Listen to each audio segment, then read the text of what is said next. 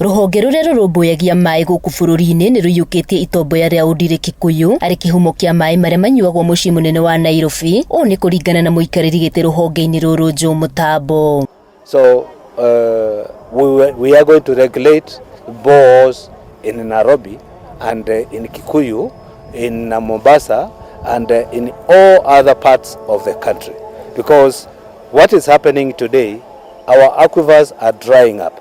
Nimarutete mukana kuri aria menjete marima ma mai mugaru na watho makiuga ni mekuhingwo amu ni marathukia ihumo ici cia mai. People are sinking boreholes anyhow without authorization or without approvals from the authority.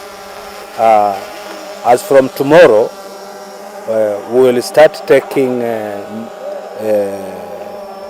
we will give directives on the way forward on the boreholes and all the illegal boreholes in Nairobi and any other part of the country.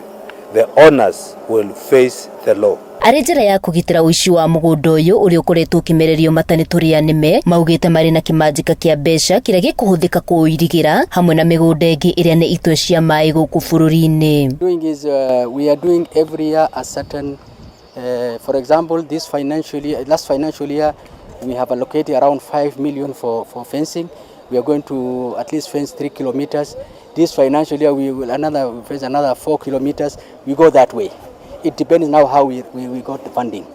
Yes, but at the end in the next 2 years, 3 years, we will be through now fencing this. Ndeto iyukitio ni aikari aria marumbuyagia Itomboya riri kuria maugite makoretwo makihurana na aici aria makoretwo makienda kuyoera mugunda uyu na kuhuthira mai maria maimaga guku marime namo. Turari naguo munene muno tukigeria guthaitira Undiri ni ati ni kurari na uhoro wa guthukio kwa mai ma Undiri.